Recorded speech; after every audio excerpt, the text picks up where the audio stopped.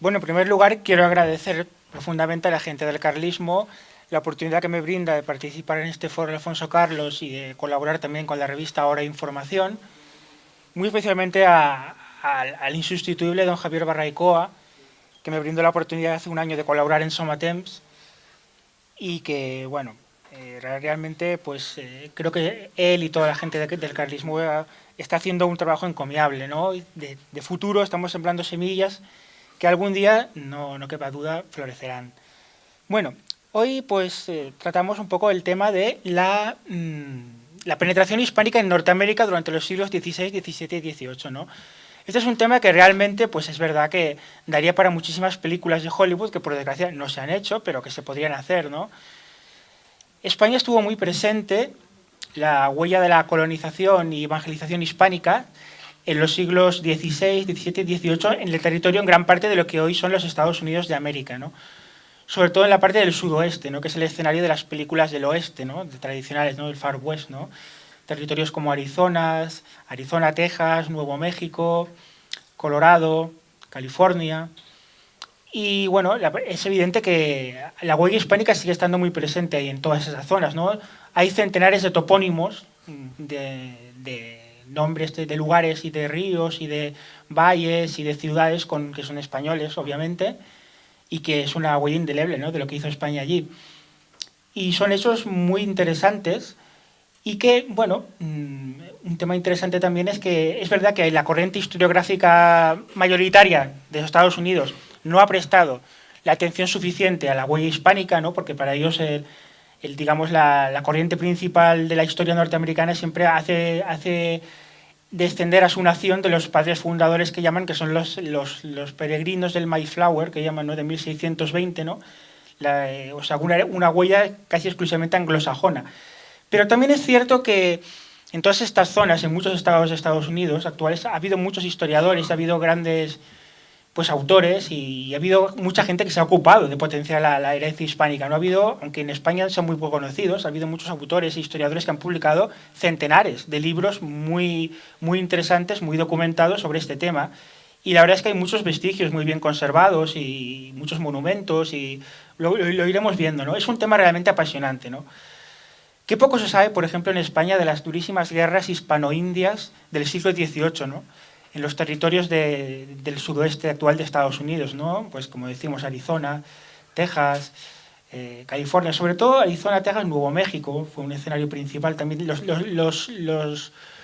que entonces se llamaba las provincias internas, ¿no? Que ocupaban varios territorios del norte de México, aparte de estos estados que hoy forman parte de Estados Unidos, ¿no? Por ejemplo, y donde tuvieron lugar durísimos enfrentamientos bélicos entre los españoles o las tropas hispanas con las tribus, sobre todo en el siglo XVIII, apaches y comanches, ¿no? Y que fueron durísimos, ¿no? Los apaches y comanches del siglo XVIII, por ejemplo, ya eran los apaches, ya eran los indios de las películas del oeste, ya iban con caballos, iban con fusiles, seguían usando flechas, pero ya tenían pues flechas con punta de metal y eran enemigos muy duros, ¿no? Por ejemplo, ¿no? Se puede citar algunos, bueno, son muchos datos muy interesantes, muy poco conocidos, ¿no? Entre 1744 y 1751 se produjo por ejemplo, ¿no? Lo que se conoce como la Primera Guerra Hispano-Comanche, ¿no? Los comanches son una poderosa confederación tribal, la más poderosa que hubo de pueblos indígenas en lo que son los Estados Unidos, originarios de Nebraska, que a partir de mediados del siglo XVIII iniciaron una fuerte expansión y llegaron a fundar un auténtico imperio, según dicen algunos historiadores, en las llanuras centrales de Norteamérica, ¿no? Y tuvieron como enemigos principales ellos pues atacaron profundamente los asentamientos y ciudades hispanas de la zona, ¿no?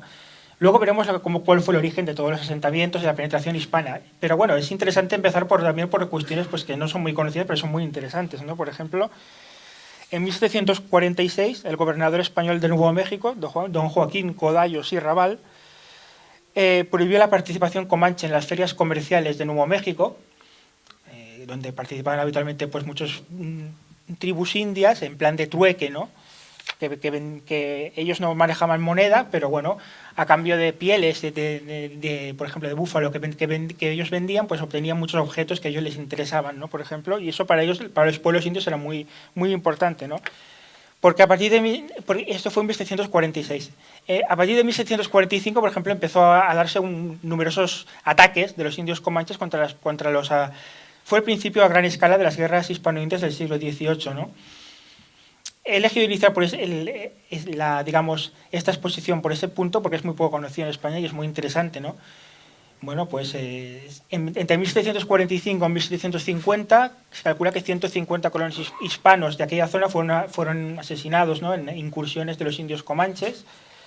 Y bueno, pues las tropas españolas empezaron a preparar las primeras expediciones punitivas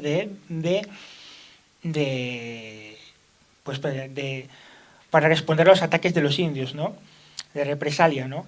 Por ejemplo, el gobernador Joaquín Codallos, pues con un ejército de soldados y tropas auxiliares indias, sorprendió un gran campamento comanche junto al río Chama, en Nuevo México, y las tropas españolas dieron muerte a 107 comanches, se apresaron a otros 200 y se apoderaron de 1000 caballos, ¿no? Esto fue a finales de 1746.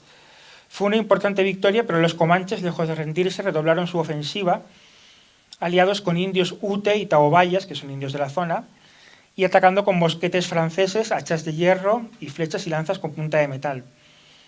A partir de 1750, el nuevo gobernador español de Nuevo México, Tomás Vélez, fortificó las ciudades y pueblos de la provincia de Nuevo México con torreones y trincheras, y tras un intento fallido de negociar con los indios, una nueva batalla dio un giro a la situación. Tras un ataque comanche contra la ciudad de Pecos, el gobernador Tomás Vélez persiguió a 300 saqueadores comanches con 150 soldados y milicianos hispano-indios y consiguió acorralarlos en el Llano Estacado, una extensa meseta desértica que comprende parte del actual este de Nuevo México y del oeste de Texas. Tuvo lugar una dura batalla, cuerpo a cuerpo, pero los hispanos eran mucho más expertos que los indios en la lucha cuerpo a cuerpo, y después de varias horas los indios se quedaron sin flechas y sin pólvora. Los hispanos incendiaron los arbustos y castigaron a los comanches con letales descargas de fuego de mosquete. Murieron 112 indios y se rindieron 40. Esta victoria espectacular permitió al gobernador Tomás Vélez negociar con ventaja y surgió un tratado de paz que ponía fin a la primera guerra hispano-comanche, por el que los comanches renunciaban a sus ataques a los asentamientos hispanos a cambio de volver a comerciar. La paz duró 10 años y luego la guerra volvió a empezar. Todavía quedaban muchos años de enfrentamientos hispano-comanches, ¿no? Por ejemplo, ¿no?, los historiadores norteamericanos, ha habido muchos historiadores que se han ocupado mucho de estos temas, ¿no? Por ejemplo, hubo un historiador norteamericano que se llamaba Herbert Eugene Bolton, que fue catedrático de la Universidad de Berkeley en California, entre los años 20 y 50, que escribió muchísimos libros sobre este tema. Pero, por desgracia, en España pues no están casi ninguno, se editaron en inglés, casi ninguno editados, publicados en español, lo cual sería muy interesante, ¿no? Son temas y historias interesantes, ¿no? Por ejemplo, los comanches eran muy enemigos también, aparte de los españoles, también de los apaches, ¿no?, que eran la tribu india principal, pero los comanches eran más fuertes y barrieron a los apaches, ¿no? Pero había a mediados del siglo XVIII pues llegó a haber una guerra triangular entre españoles, indios y apaches, ¿no? Por ejemplo, no se trata de aburrir ya con muchos datos, pero es verdad que bueno, pues entre 1786 y 1791, por ejemplo, bajo el enérgico gobierno de don Jacobo Duarte, que fue uno de esos grandes vascos de América muy desconocidos en España, era un coronel guipuzcoano que ocupó el mando de las provincias internas, que lo que se llamaban las provincias internas, que era, bueno, lo que hoy es Nuevo México, Texas, Coahuila, Sonora y Nueva Vizcaya, que son partes del norte de México, donde era el epicentro principal de aquellas guerras. Pues bueno, pues tuvo lugar unos durísimos combates, ¿no? Murieron más de 1000 indios entre 1786 y 1791 y más de 1000 colonos hispanos, ¿no? Todo esto fue una parte, pues está bien citar unas pinceladas porque es muy interesante y es muy desconocido en España, ¿no? Daría para unos Far West impresionantes, ¿no?, unas películas del oeste. Claro, el problema que tuvo la penetración hispánica en Norteamérica fue que siempre fue una zona marginal con respecto, por ejemplo, al virreinato de Nueva España y el virreinato de Perú, más al sur, claro, que era el epicentro principal de la presencia hispana en América, ¿no? Entonces, por ejemplo, en Norteamérica, a mediados del siglo XVIII, pues apenas había 20.000 habitantes hispanos, apenas 20.000 en territorios inmensos, como Texas, que es más grande que España por sí misma, Arizona, Nuevo México, California. Y claro, los indios, porque indios comanches y apaches eran como mínimo 3 veces más, ¿no? Por lo tanto, eran situaciones muy duras, ¿no? Y enfrentamientos muy,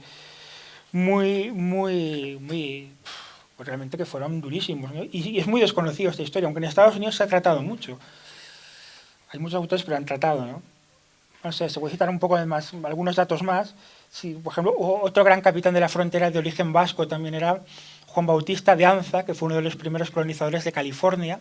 Fue gobernador de Nuevo México, destacó mucho por los combates que mantuvo contra los indios apaches en Nuevo México, más tarde cuando fue gobernador de Nuevo México. Y bueno, mantuvo durísimas batallas, ¿no? Contra los indios comanches, ¿no? Y apaches, ¿no? Derrotó a los comanches en 1779 en una famosa batalla en la que dio muerte al famoso jefe comanche Cuerno Verde, y a partir de entonces se produjo una inversión de las alianzas. Los comanches, viendo por primera vez que los españoles eran ya más fuertes, se aliaron con los españoles y en los últimos años del siglo XVIII hubo una durísima guerra hispano-comanche contra los apaches, por ejemplo, ¿no? En el territorio hispano de Norteamérica había unos 20 presidios que llamaban, que eran, bueno, como unos grandes presidios, ¿no? Que eran como los precedentes de los fuertes, ¿no? De que luego tuvieron los norteamericanos en sus guerras contra los indios, y que eran los llamados eran unos 20 presidios que albergaban unos 3.000 soldados hispanos, la mayoría hispano-mexicanos. Españoles peninsulares había muy pocos, había algunos, y eran sobre todo los oficiales, eran sobre todo colonos hispano-mexicanos. Y bueno, pues fue una situación muy tensa y muy difícil, ¿no? Por ejemplo, los historiadores norteamericanos consideran, hay un historiador norteamericano que se llama Max Murgev, que ha escrito mucho sobre esto también, que a principios de la década de 1790, pues las fronteras apache y comanche estaban básicamente pacificadas por las tropas hispanas, estaban básicamente ya, digamos, pacificadas. Por ejemplo, a principios de la década de 1790, miles de apaches aceptaron entrar en, bueno, un precedente de las reservas indias que se llamaban establecimientos de paz en Arizona, por ejemplo, ¿no? Lo cual demuestra que todo lo que hicieron los norteamericanos más tarde había tenido el precedente de lo que han hecho los españoles un siglo antes apenas, ¿no? Es una historia muy interesante y muy desconocida, ¿no? Por ejemplo, bueno, se puede citar ya no quiero aburrir más con más detallitos, pero por ejemplo, hubo muchas ofensivas, ¿no? Hispanas, ¿no? Una fuerza de 180 hombres de Sonora, mandada por el capitán Manuel Echegaray en 1788, dirigió una gran ofensiva contra los apaches, contra una gran concentración de los apaches en la zona del Río Grande, con lo cual dio el resultado de la muerte o captura de 234 apaches y recobrando miles de caballos, ¿no? Porque se dedicaban los indios mucho a robar caballos, ¿no? Y bueno, es una historia interesante, ¿no? Muy interesante, ¿no? Para que veamos, por ejemplo, se pudieran dar muchos más detalles, ¿no? Para que veamos lo que nos perdemos, ¿no? Porque no conocemos nuestra propia historia. Al fin y al cabo, esto forma parte de la historia de España, ¿no? Y también de Norteamérica, ¿no? Y son datos muy dignos de relevancia, ¿no? Luego, lo que no se puede, desde luego, pasar por alto es que la penetración hispánica en Norteamérica en general tuvo una gran huella religiosa, ¿no? Misional, ¿no? Por ejemplo, en los siglos XVI y XVII, pues la penetración hispánica en Norteamérica fue en gran parte obra de la orden franciscana, ¿no? Los franciscanos tuvieron una presencia importantísima, ¿no? en lo que fue la colonización e intento de evangelización masiva de los indios de Norteamérica, ¿no? Por ejemplo, en julio de 1629 llegaron 50, para que nos hagamos una idea de lo que fue la conquista espiritual de América en general y de Norteamérica también en particular. Es una hazaña que es no menor a todas las proezas, digamos, militares, ¿no? Pero fue extraordinaria, ¿no? Por ejemplo, en junio de 1629 llegaron una caravana de 50 frailes españoles desde México, 1629 hablamos, después de haber recorrido 2.400 kilómetros llegaron a Santa Fe, Nuevo México, que era entonces la capital del pequeño asentamiento hispano de Nuevo México, ¿no? Iniciaron una campaña de evangelización masiva, recorrieron miles de kilómetros jugándose la vida, muchos murieron mártires, pero entre 1630, son datos, ¿no? Son pequeñas, más que hacer una obra de historia genérica, pues mi idea es dar datos interesantes, ¿no? Pinceladas, ¿no? Por ejemplo, entre 1630 y 1635 apenas 70 misioneros franciscanos españoles bautizaron 86.000 indios en lo que hoy en día es Arizona y Nuevo México, en 5 años, ¿no? Lo digo porque hoy en día, pues a lo mejor habría gente de la propia iglesia que diría, no es importante, ¿no? Lo importante no tenemos que convertir ni bautizar a otros, no, pues en aquella época el éxito se medía en gran parte por el número de bautizados, ¿no? Fijamos, en 5 años, 86.000 recorriendo miles de kilómetros con medios precarios, ¿no? También fue otra proeza, por ejemplo, la penetración de los misioneros españoles en lo que es Florida y la parte sudeste de Estados Unidos. Lo que hoy son los estados de Carolina del Sur, Georgia, Alabama.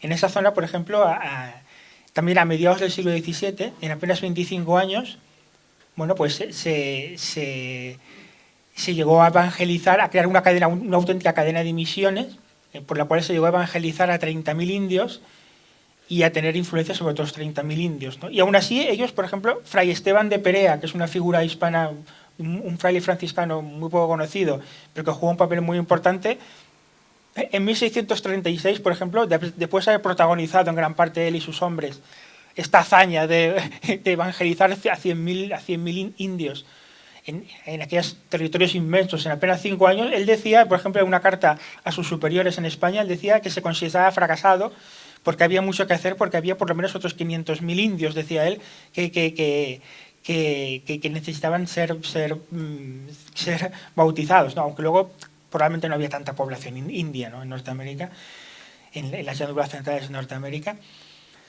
Pero bueno, eso se dicen auténticas proezas, ¿no? Por ejemplo, la penetración hispánica en California fue también muy misional, ¿no? Por la orden franciscana, ¿no? Ahí, por ejemplo, tuvieron mucho que ver un personaje famosísimo, Fray Junípero Serra, que era un franciscano mallorquín, que encabezó, junto con el capitán de origen catalán Gaspar de Portolà, una expedición militar religiosa a finales de la década de 1760, que recorrió 2.000 kilómetros desde el norte del Virreinato de México, Nueva España se decía entonces, a lo que es California hoy en día. Y pues ahí fundaron pues las colonias de, bueno, el origen de las misiones de lo que son, la primera fueron pues San Gabriel y San Diego, que fue el origen de estas actuales grandes ciudades de California, ¿no? También Los Ángeles, el origen de una... empezó por ser una misión española y el origen de esta inmensa ciudad, ¿no? San Francisco también, ¿no? Que es una misión llamada así porque los monjes que la fundaron eran franciscanos. Fue una hazaña extraordinaria, ¿no? Ha generado polémica el tema de las misiones, ¿no? Ha habido los historiadores, por ejemplo, anglosajones, bueno, y también españoles, afines a la idea de la leyenda negra, pues han dicho, bueno, no, es que las misiones, los indios estaban esclavizados, los indios estaban privados de libertad, a los indios se les pegaba, se les azotaba, se les trataba muy mal.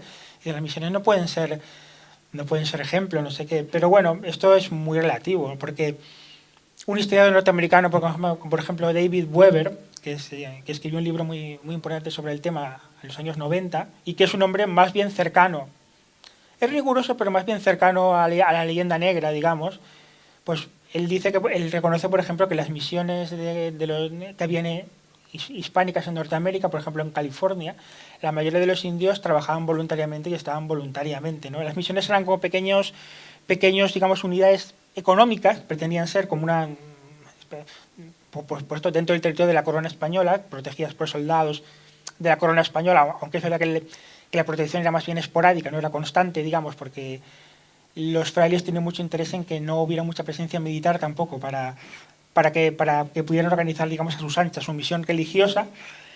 Y bueno, ahí, pues, con el trabajo de los indios, que construían la misión bajo la supervisión de los frailes, pues en principio la idea de que las misiones fueran económicamente autosuficientes, por ejemplo, ¿no? con los productos que se cultivaba allí, por ejemplo, los productos de artesanía, pues los frailes los vendían en teoría en México, por ejemplo, que era el virreinato, y se consiguieron unidades, digamos, económicas autosuficientes, ¿no? Por ejemplo.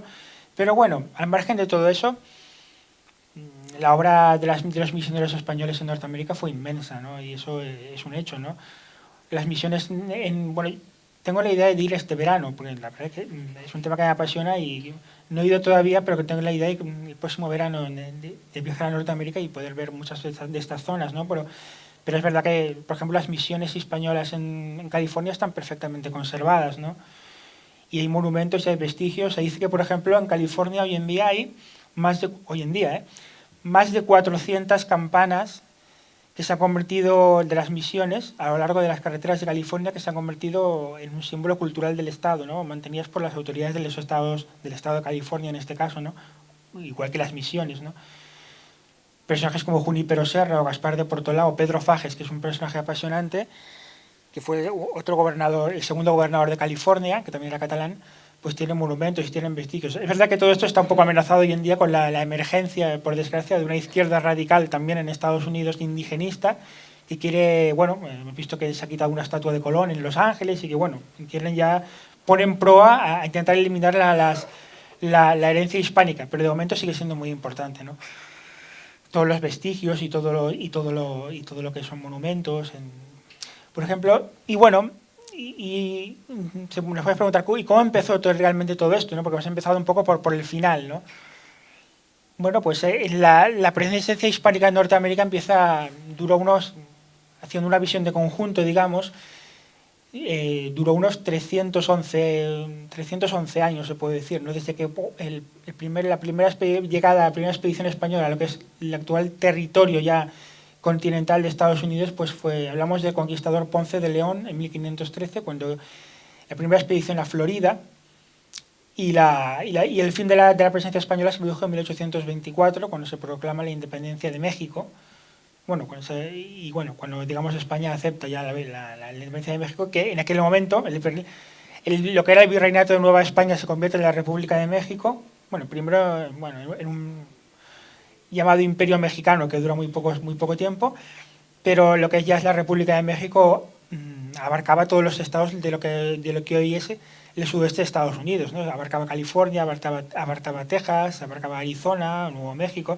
Todo eso se lo quitaron los Estados Unidos a México en una guerra muy importante que hubo, ya siendo independiente México, en 1848, que bueno, derrotaron a los mexicanos, les dieron una derrota espectacular.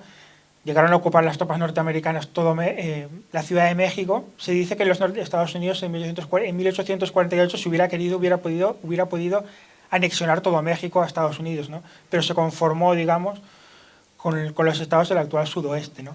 Pero en principio esos territorios que habían formado parte del Virreinato de Nueva España formaban parte de México, de la República de México al principio, ¿no? Y bueno, pues Juan Ponce de León pues dirige la primera expedición, ¿no? Ponce de León en Florida. Su expedición fue desastrosa, ¿no? El origen de la famosa expedición de Ponce de León fue uno de los mitos. Los mitos tuvieron mucha importancia en la llegada de la presencia hispánica, de la penetración hispánica en Norteamérica en el siglo XVI. El mito, bueno, es verdad, ¿no? La fuente de la eterna juventud, ¿no? Que se decía que, bueno, que estaba en lo que es Florida, ¿no? Entonces, Juan Ponce de León, que había sido el conquistador de Puerto Rico, pues penetra allí, pero su expedición terminó desastrosamente, ¿no? Sus hombres fueron derrotados por los indios y él murió mal herido, pudo huir a Cuba, pero murió poco después, ¿no? Después hubo varios intentos, por ejemplo, los primeros intentos de penetración hispánica en Norteamérica fueron en Florida, en el siglo XVI, ¿no? Después fracasaron dos expediciones, Francisco de Garay, gobernador de Jamaica, que tenía con varias carabelas, navegó por las costas de Florida y llegó a tocar las bocas del enorme río Mississippi, pero su expedición terminó sin poblar y fue un fracaso, ¿no? Luego la expedición del piloto Esteban Gómez, que en 1525 recorrió la costa de Florida hasta cerca de Texas, ¿no? Pero regresó sin ningún resultado, ¿no?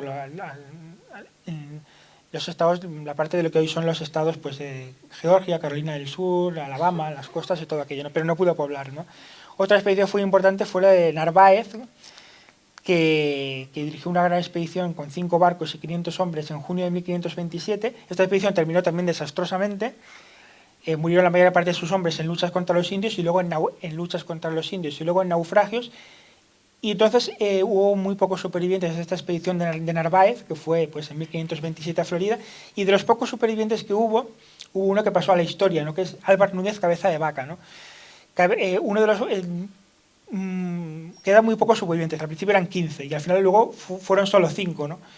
Entonces, Cabeza de Vaca que era, bueno, pues un caballero que había participado en esta expedición, pues era oficial real, pues junto con otros tres compañeros, pues vivió una aventura extraordinaria durante 9 años, en la que fue hecho preso por varias tribus indias, consiguió escapar, le volvieron a apresar, se hizo pasar por hechicero y parece que mediante oraciones y mediante medicina artesanal, digamos, consiguió hacer muchas curaciones a indios que estaban enfermos y llegó, él y sus hombres llegaron a tener una enorme fama entre los propios indios, llegaron a ser unos personajes muy queridos por muchas tribus indias. Entonces iniciaron un camino desde lo que es Florida hasta lo que es Texas, digamos, andando, en que tras muchas peripecias, tardaron 9 años, finalmente llegaron a lo que es el norte de México y volvieron a las zonas de presencia española.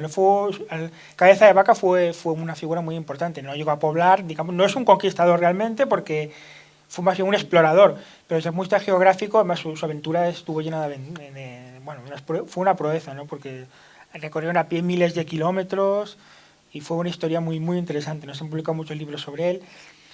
Luego, el otro gran foco de penetración hispánica, aparte de Florida, en Norteamérica en el siglo XVI, que empezó, fue la parte de Nuevo México. Y el motor de la penetración hispánica allí fue también otro mito, el mito de lo que se llama las 7 ciudades de Cibola. En el Virreinato de México, recién conquistado por Hernán Cortés, los indios del norte de México empezaron a decir a los españoles, empezaron a explicarles que mucho más al norte de México había 7 ciudades prodigiosas que estaban construidas en oro, habitadas por cientos de miles de habitantes y que formaban un imperio extraordinario. Era un imperio mucho mayor que el de los aztecas, era un imperio extraordinario. De tal forma, tenían minas riquísimas, y según decían los indios, y de tal forma que en estas 7 ciudades prodigiosas de Cibola que llamaban, los edificios estaban construidos en oro. Entonces, claro, esto llamó mucha atención al virrey español entonces, Antonio de Mendoza, que en el año 1539 decide averiguar qué hay de cierto, si es que hay algo de cierto en esta expedición y en esta historia, ¿no?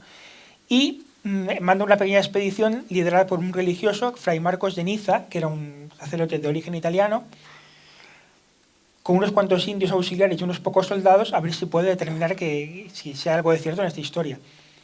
Esta expedición, la de Fray Marcos de Niza, fue un precursor que recorrió varios miles de kilómetros por tierras de Sinaloa, Sonora, desiertos de Arizona, Nuevo México, montañas rocosas hasta lo que hoy es Kansas. Y pues después de más de un año, bueno, pues algunos de sus hombres consiguieron regresar a México, muy del propio Fray Marcos de Niza, y anunciaron que efectivamente, que habían descubierto, que habían visto, no habían llegado a entrar en ellas, pero que habían visto desde la distancia una serie de ciudades prodigiosas que estaban construidas en oro. Claro, de todo esto, digamos, que hay de verdad y que mito en toda esta historia. Parece ser que los indios inventaron, no fue el único caso, todas estas historias para intentar que los españoles huyeran de las zonas donde estaban y se fueran lo más lejos posible, ¿no? Y eso era la idea de este mito, ¿no? Entonces, ¿por qué un fraile, Fray Marcos de Niza, dijo que era todo era verdad y que las había visto? No se sabe muy bien realmente por qué lo hizo, ¿no? Parece ser que vio desde la distancia, lo que realmente vio este fraile, Fray Marcos de Niza, fue algunas aldeas, decenas de aldeas vio, pero no llegó a entrar, lo vio desde lejos, de los indios pueblo, que habitaban en la zona de Nuevo México y que, bueno, eran aldeas modestas, ¿no? Y dice que por el reflejo que hacía el sol, él las vio doradas. La versión más probable es que él mintió a propósito, el Fray Marcos de Niza, con idea de establecer de que llegara una expedición española allí y se pudiera iniciar una evangelización de los indios. Entonces, esta historia de las 7 ciudades de Cibola y que luego Fray Marcos de Niza y todo esto dio origen a una expedición muy importante, que es la expedición de Francisco Vázquez de Coronado. El virrey de México, Antonio de Mendoza, viendo que le dicen todos que hay 7 ciudades prodigiosas y un imperio extraordinario al norte de México lleno de oro, pues decide organizar una expedición al mando de un hidalgo natural de Salamanca, que era pues Francisco Vázquez de Coronado, ¿no? Esta expedición fue muy famosa, estaba compuesta por 300 jinetes españoles, 80 soldados de infantería, 800 indios auxiliares, más de 1000 caballos, y bueno, esta expedición fue una extraordinaria aventura, ¿no?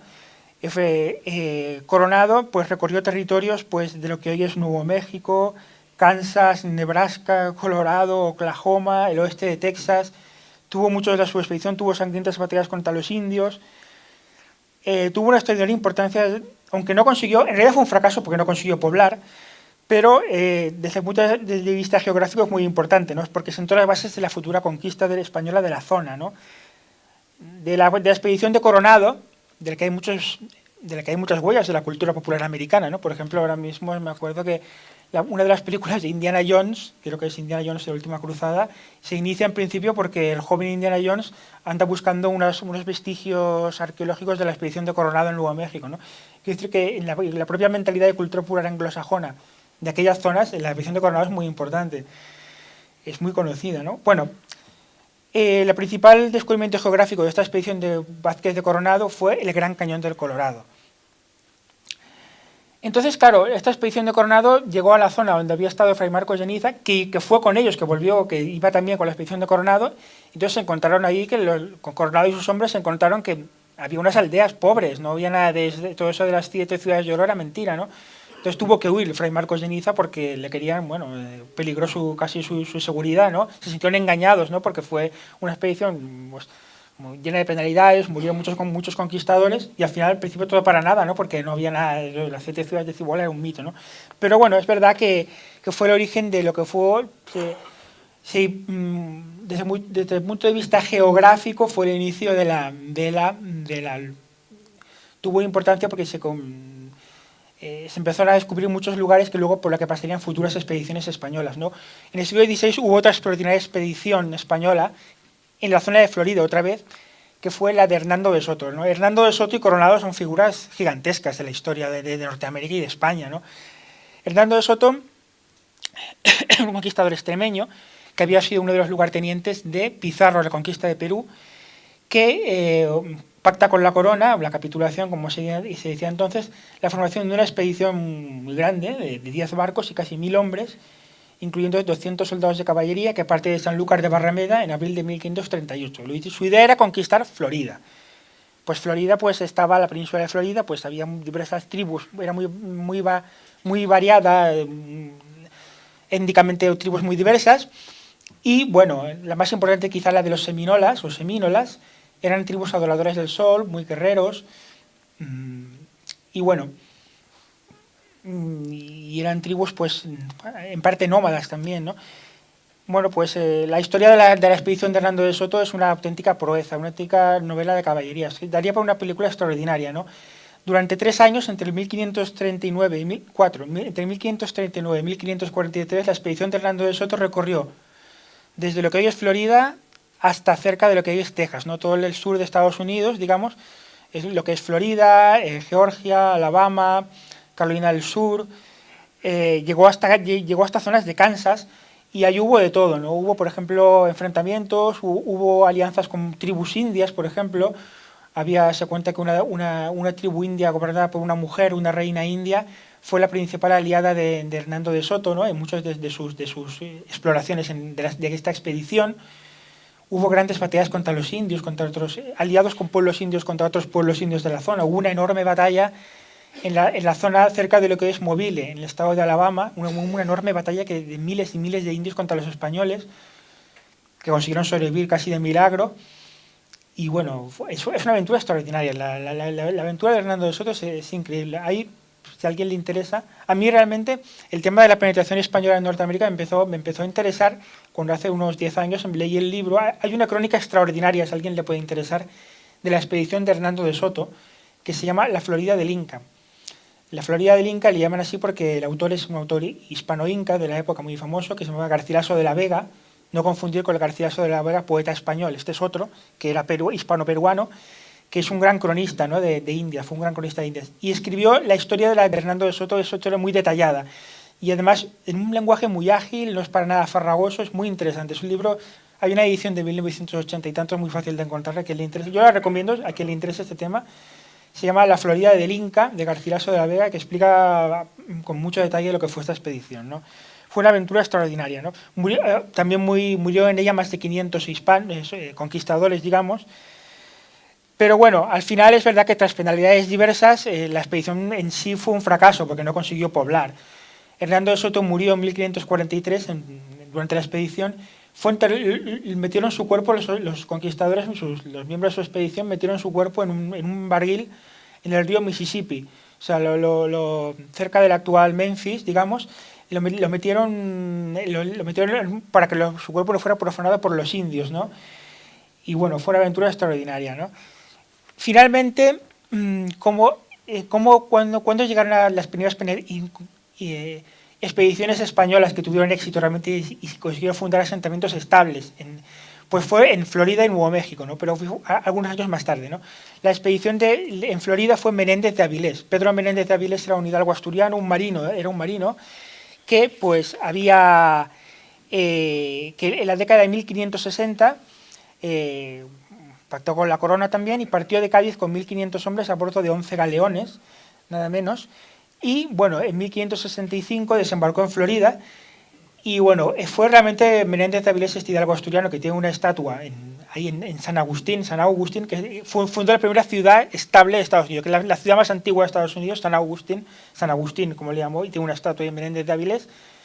Y bueno, esta expedición se caracterizó también porque, bueno, después tuvo, digamos, combates con los indios y consiguió establecer también alianzas y finalmente consiguió establecer el dominio hispánico en Florida. También en esta expedición fue muy importante que consiguió expulsar a un asentamiento francés de protestantes, hugonotes, que se había establecido en Florida, ¿no? Después de unas batallas, unos combates, se establece Pedro Menéndez de Avilés, ¿no? Luego llegó, pues empezaron a llegar misioneros también y se empezó a organizar un poco el asentamiento hispano de Florida. En el otro lado, digamos, en Nuevo México, fue en 1598, ¿no? La expedición de Juan de Oñate. Juan de Oñate era un de origen vasco, aunque él ya había nacido en México, y que, bueno, era un conquistador, digamos, que pactó con el virrey, digamos, y estableció una gran expedición hacia Nuevo México, ya sin mitos de las 7 ciudades y otras cosas, sino simplemente para poblar, ¿no? Juan de Oñate, pues, estableció... su expedición recorrió parte de los actuales estados de Nuevo México, llegó a tocar Missouri y Iowa, descendió por el Colorado y fundó la ciudad de Santa Fe, capital del estado de Nuevo México. Previamente había fundado, en realidad, la primera fundación de Oñate en Nuevo México fue la ciudad de San Gabriel de los Españoles, que esta ciudad, San Gabriel de los Españoles, es la segunda ciudad más antigua de Estados Unidos, después de San Agustín, ¿no? Que hoy la llaman San Agustín, pero muy anterior a cualquier asentamiento anglosajón, a cualquier ciudad anglosajona en Norteamérica, desde luego, ¿no? En la expedición de Juan de Oñate, entre los años 1598 y 1600, pues se establece el origen del embrión de la colonización de Nuevo México, ¿no? Que era base principal avanzada durante mucho tiempo de España en el sudoeste de Estados Unidos, lo que hoy es el sudoeste de Estados Unidos. Esta expedición de Juan de Oñate tuvo un momento muy épico, que fue la sangrienta batalla contra los indios Pueblo en el Peñón de Acoma, en Nuevo México, ¿no? Que fue una batalla durísima, por un barranco, subiendo por un barranco, fue extraordinaria, ¿no? Fue una historia muy interesante, ¿no? Y bueno, pues como decíamos antes, ¿no? Pues la penetración misional, digamos, fue acompañando siempre la penetración militar, digamos, y que fue también, no, es una hazaña no menor a todo esto, ¿no? Los primeros, desde Juan de Oñate hasta Fray Esteban de Perea, o sea, entre 1600 y 1630, solo había unos 30 misioneros y frailes españoles en Nuevo México, hasta que llegó la expedición que he comentado, por la que ha empezado toda esta exposición, de Fray Esteban de Perea, que empezó a explorar y a bautizar indios, a evangelizar en masa. Fijemos, insisto, ¿no? Pero el celo tan impresionante que significaba evangelizar a 86.000 indios en 5 años, en menos de 5 años, ¿no? Entre 1629 y 1634. La penetración de los misioneros fue muy importante también durante todavía el siglo XVIII. La penetración hispánica en Norteamérica seguía dependiendo mucho de las misiones, ¿no?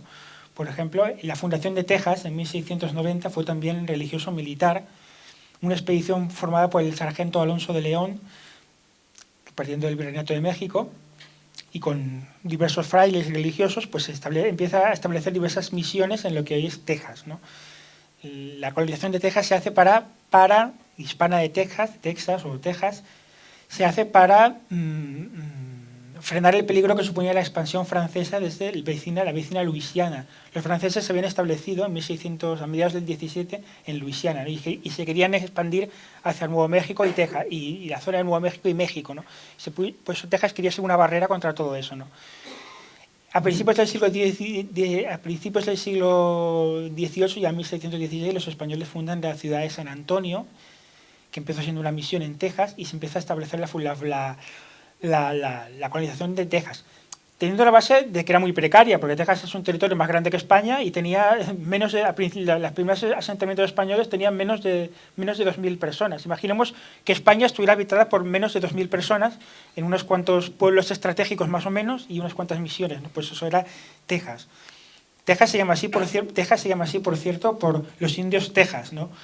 Los indios Texas los indios que habitaban en la zona se llamaban los indios Hasinai, y en su idioma Texas significaba aliados. Los Hasinai era una confederación tribal, y bueno, y de ahí pues el nombre de Texas, que lo oyeron los españoles, pasaron a llamar a aquellos indios los indios Texas, y a partir de entonces ese nombre ha quedado como el nombre de aquel territorio. Insisto que la hispanidad, que al final es el motivo de este foro, pues estuvo los principios fundamentales de la hispanidad, que tiene la cristiandad y la catolicidad como eje central, pues estuvieron muy presentes en la misión española en Norteamérica. Se podían citar multitud de casos, ¿no? Por ejemplo, basta citar el caso de Fray Francisco Garcés, de casos heroicos de misioneros que dieron su vida, por ejemplo, por la evangelización, ¿no? Fray Francisco Garcés era un sacerdote, era un fraile franciscano aragonés, que entre 1776 y 1781 se dedicó a ir solo, con una mula, recorrió 3.000 kilómetros con su cruz y con sus elementos de evangelización, recorrió pues Arizona, Nuevo México, las partes que estaban más de los indios, digamos, recorrió también por la parte Colorado también. Y bueno, él estuvo 5 años completamente solo, mandaba informes también a la corona mandaba cartas para qué indios o qué facciones, porque estas tribus indias, tanto comanches, apaches como otras, indios pueblo, había muchos indios, había muchas tribus diferentes, muchas etnias diferentes, ¿no? Indios Hopi, indios Taos, indios Tewa. Por ejemplo, pues todos estos indios, pues él mandaba informes sobre cuáles eran más propicios a ser evangelizados, a ser colonizados por expediciones españolas. Y bueno, Fray Francisco Garcés, pero fijemos la aventura que supone, que recorrió 3.400 kilómetros por aquella zona. Este hombre, él solo, como una mula, intentando evangelizar indios, evangelizó a algunos, pero murió mártir, apaleado por indios rebeldes, en 1781. Él iba siempre solo y fue un mártir. Escribió unos diarios muy interesantes de sus viajes, pero fijemos lo que significa aquellas proezas, ¿no? Aquellas hazañas, ¿no? Ese afán de evangelización que siempre estaba presente, ¿no? Siempre estaba pues presente en el impulso y en el afán de los españoles, ¿no? Pues bueno, se podrían citar muchos más casos, ¿no? Se podría extenderlos mucho más, ¿no? Y todo sería muy interesante, ¿no? Por ejemplo, un elemento fundamental desde el punto de vista militar español en Norteamérica eran los llamados soldados de cuera o dragones de cuera, ¿no? España mantuvo durante muchos años una fuerza que podríamos llamar de élite en América del Norte, aunque es verdad que numéricamente muy pequeña, de élite porque soldados de caballería y manejaban bien, digamos, las armas ligeras para controlar territorios inmensos, ¿no? Por ejemplo, lo que se llamaba el Camino Real de los Texas o el Camino Real de Tierra Adentro, que eran largas carreteras o caminos específicos que se prolongaban durante miles de kilómetros a lo largo de los territorios españoles de Norteamérica. Y, por ejemplo, esos caminos estaban asegurados mediante la vigilancia y patrulla de los dragones de cuera, llamados así por las protecciones que portaban de cuero, que llevaban como una especie de chaquetas, como una especie, vistos las ilustraciones de hoy en día, parece que llevaran como una especie de chalecos antibalas gordos, pero que eran de cuero, ¿no? Bueno, y realmente eran chalecos antibalas, eran chalecos antiflechas realmente. Porque aunque aquellos indios en el siglo XVIII ya manejaban fusiles, o sea, mosquetes de origen francés, sobre todo que los que se lo vendían contrabandistas franceses de Luisiana sobre todo, pero seguían manejando mucho las flechas, que a veces eran más rápidas de cargar que los fusiles, ¿no? Por lo tanto, las flechas siguen siendo un grave peligro. Y los soldados de cuero pues llevan como una especie de chalecos antibalas o antiflechas de cuero que podían recibir muchas flechas sin sufrir daño, ¿no? Este elemento sustituyó a las corazas metálicas de las primeras penetraciones hispánicas de Coronado, de Soto, que con el calor y el clima allí eran muy poco recomendables o se había demostrado que eran poco prácticas. Los soldados de Cuera pues llevaban como unos escudos también con las columnas de Hércules en los laterales. Estas columnas de Hércules que más tarde aparecerían como señales del dólar, ¿no? Y, por ejemplo, pues es una cuestión muy interesante todo esto, ¿no? Luego, pues, por ejemplo, se pueden hablar de muchas historias interesantes, ¿no?, que tuvieron lugar, pero bueno, ya nos alargaríamos quizá demasiado, ¿no? Son historias, pues, de valor, de heroísmo, y que, bueno, pues forman parte de lo que es la historia común de España y de América. Y nos podemos preguntar, en Estados Unidos hoy en día, ¿cómo está valorado todo esto? Es verdad que la corriente principal de la historiografía norteamericana, como decía al principio, no ha valorado lo suficiente ni sigue valorando lo suficiente la herencia hispana. Pero también es cierto que en los estados en cuestión, sobre todo en las zonas del sudoeste, muy especialmente en Nuevo México, hay mucha valoración. Eso tampoco se puede ocultar. No podemos caer tampoco en la trampa, creo yo, de un antiamericanismo barato y decir, no, los americanos, los anglosajones nos odian, no sé qué, no sé cuántos. A ver, hay que matizar. Ha habido muchos historiadores, como empezaba diciendo al principio, muchos autores anglosajones que han tratado el tema con mucho respeto y con aprecio a lo hispánico, ¿no? Y hay muchos vestigios, ¿no?, por ejemplo, que todavía tienen mucho reconocimiento. Por ejemplo, se decía que a partir de finales del siglo XIX ya empezó a fluir contra la leyenda negra en Estados Unidos una corriente de aprecio entre autores y personajes anglosajones, de aprecio hacia lo hispánico, que todavía era minoritaria, pero que fue consiguiendo considerables éxitos, ¿no? Por ejemplo, a principios del siglo XX en California se establecieron las fiestas españolas y se decía, según el autor norteamericano David Weber, por ejemplo, en los años 20 en California, en los años 20 del siglo XX, no había comunidad del sur de California que no tuviera su fiesta española. Se restablecieron las misiones, se restablecieron, pues se embelleció el camino real, se establecieron, como decía antes, pues las farolas de las misiones, como más de 400 por las carreteras de California, como símbolo de la herencia cultural hispánica, ¿no? Se dice que, por ejemplo, dice David Weber, este historiador norteamericano, que en los años 40, en la ciudad de Los Ángeles, California, en la década de 1940, al menos 100 empresas norteamericanas, 100 empresas, bancos, seguros, industrias de todo tipo, tenían la palabra misión en su nombre comercial. Por ejemplo, en las rutas de Coronado y de Soto hay una multitud de vestigios hispanos, ¿no? Hay un libro que recomiendo también a quien le interese este tema, publicado hace pocos años. Hay un autor que se llama Juan Carlos Regalado, que es un profesor de la Universidad de Salamanca, que recorrió en coche en 1998 la ruta del Conquistador Coronado, pues lo que hemos dicho antes, pero él la recorrió todo en coche, pasando por todas las zonas saliendo desde México y todas las zonas del actual Estados Unidos por las que atravesó Coronado. Y se encontró, pues, ahí lo explica un libro muy interesante, pues decenas y decenas de vestigios, recuerdos, lápidas, nombres de tiendas, nombres de bancos, nombres de empresas, llamado Coronado, por ejemplo, ¿no? Con De Soto podíamos decir lo mismo, ¿no? Un dato muy anecdótico que se podía decir. En la guerra de Vietnam, en los años 60, el ejército de los Estados Unidos en Vietnam llegó a... ellos llevaban a cabo numerosas ofensivas, ¿no?, contra el Vietcong, ¿no?, contra los guerrilleros comunistas de Vietnam, y cada ofensiva pues tenía un nombre, operación tal, operación cual. Bueno, pues hubo decenas o centenares de operaciones, como ellos llaman. Bueno, a lo que voy es que hubo 12 operaciones Coronado del ejército de los Estados Unidos en la guerra de Vietnam, por lo cual quiere decir que el nombre de Coronado ha calado hondo y su herencia en la mentalidad anglosajona, por ejemplo, ¿no? También hubo una operación de Soto, de bombardeos contra posiciones vietnamitas. Es un ejemplo, ¿no? Pero quiero decir que hasta aquí ha llegado, hasta el propio ejército de Estados Unidos llegó en su momento el eco de la herencia hispánica de Norteamérica. La herencia española en Norteamérica empezó a derrumbarse, todo lo que fue el imperio español en los territorios de Norteamérica hacia 1800, ¿no? Hacia 1805 aproximadamente. España consiguió como hemos dicho antes, a finales del siglo XVIII, Bueno, no entro en el tema de la guerra de independencia de Estados Unidos, que es otro tema, digamos, que España ayudó, digamos, a Estados Unidos y tal, y recuperó Florida, pero eso es otra historia, ¿no?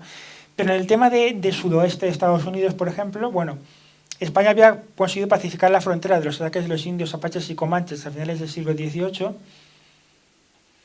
y hubo una paz hispánica, que llaman algunos autores norteamericanos, entre 1785 y 1805, aproximadamente, de dominio hispánico en la zona. Pero hacia 1805 el dominio hispánico se empezó a derrumbar, viendo la difícil, cada vez más difícil situación de España, porque bueno, había habido las guerras contra el gobierno revolucionario francés y España pasaba por graves dificultades económicas y luego a partir ya sobre todo de la invasión napoleónica. El resultado de todo ello fue que los apaches y comanches pacificados volvieron a atacar las posiciones hispanas y luego ya se solapó todo con las guerras de independencia de países hispanoamericanos, ¿no? De México sobre todo, en la que todavía en 1813, en Texas, las autoridades hispanas, estando en un estado muy precario, fueron capaces de derrotar una invasión anglo-india, digamos, anglosajona india, también con parte en la que participaron un contingente de revolucionarios mexicanos, en lo que se conoce como Primera Batalla de San Jacinto, y eso quiere decir, incluso en el estado ya muy difícil en el que está la colonización hispánica, todavía fue capaz de reaccionar y dar golpes importantes. Pero todo esto se terminó por derrumbar en esa época, evidentemente. En 1824 se produjo la independencia de México. Cuenta el historiador David Weber que en 1824 hubo una ceremonia oficial en que las autoridades españolas de Los Ángeles y de San Francisco, en California, llamaron a todos los colonos hispanos de México, hispanos de lo que era California, y se produjo una ceremonia del arriado oficial de la bandera española. Se bajó la bandera española y se sustituyó por la bandera de la República de México, ¿no? De México. Se había aceptado la independencia de México. Cuenta el historiador norteamericano que habló Weber sobre las fuentes de la época. Cuentan como los colonos hispano-californianos, los californios como se les llamó entonces, y se les sigue llamando, lloraban al ver bajar la bandera española porque ellos no se sentían ciudadanos de un México independiente, querían seguir siendo súbditos de la corona española. Bueno, pues es como un epílogo bonito, interesante de todo esto, ¿no? Los californios, por ejemplo, han mantenido una presencia incluso que llega hasta la California actual, una cierta presencia con ciertas ceremonias interesantes de recuerdo y en lo que se hacen pequeñas recreaciones, en lo que fue la presencia hispánica. Esta es muy fuerte en Nuevo México también, donde se hacen fiestas muy importantes de los conquistadores, sobre conquistadores y que recuerda la presencia hispánica, la fiesta de la conquista y de la reconquista. En Nuevo México es muy importante la presencia hispana, ¿no? Muchos de los habitantes, en Nuevo México quedan muchos habitantes de origen español auténtico que se consideran a sí mismos españoles, más que hispanos. En 1680, se me ha olvidado decir que en 1680 hubo, ya para terminar, una gran rebelión de los indios Pueblo en Nuevo México, que dio al traste con el dominio español durante 15 años, hasta que una expedición liderada por un gran personaje también desconocido en España, que se llama Don Diego de Vargas, en una serie de batallas y hechos épicos reconquistó Nuevo México. Esto fue a finales de 1690. Estas fiestas de reconquista se celebran todavía mucho en Nuevo México actualmente, con lo cual la herencia de la presencia hispánica todavía es bastante interesante, ¿no? Ha habido historia, la huella, los vestigios. Es verdad que esto está amenazado un poco por la presencia de una nueva izquierda indigenista, como digo, que quiere eliminar todo esto, pero todavía es muy importante la presencia y muchos historiadores anglosajones han tratado el tema y tal. Y bueno, y es verdad que ha habido, por ejemplo, cierta polémica. Por ejemplo, cuentan algunos historiadores norteamericanos actuales que en la restauración de las misiones españolas en California, que hay actualmente, han llegado a hablar de herencia de fantasía, le llaman, porque dicen que las misiones españolas se han embellecido mucho, que no eran tan bellas, que eran mucho más toscas, que eran mucho más sobrias,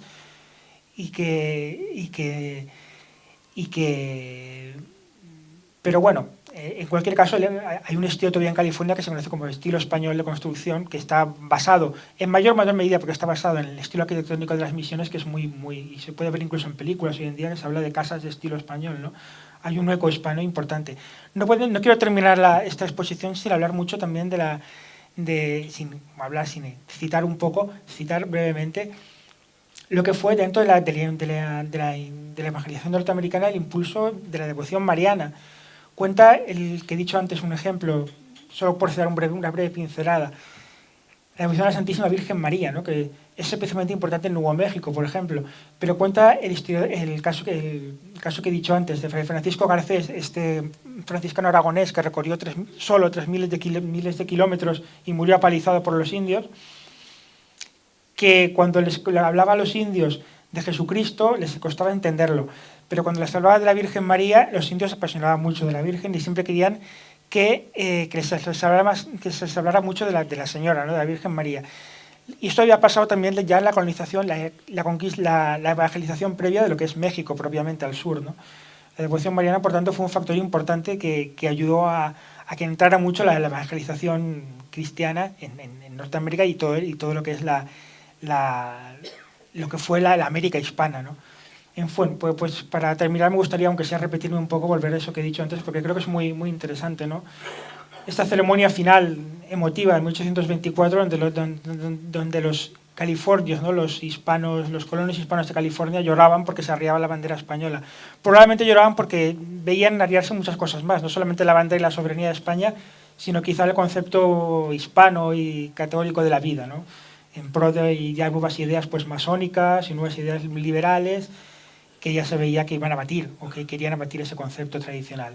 Pero en cualquier caso, la presencia hispánica en Norteamérica y han dejado huella y es una parte inseparable de España y de América.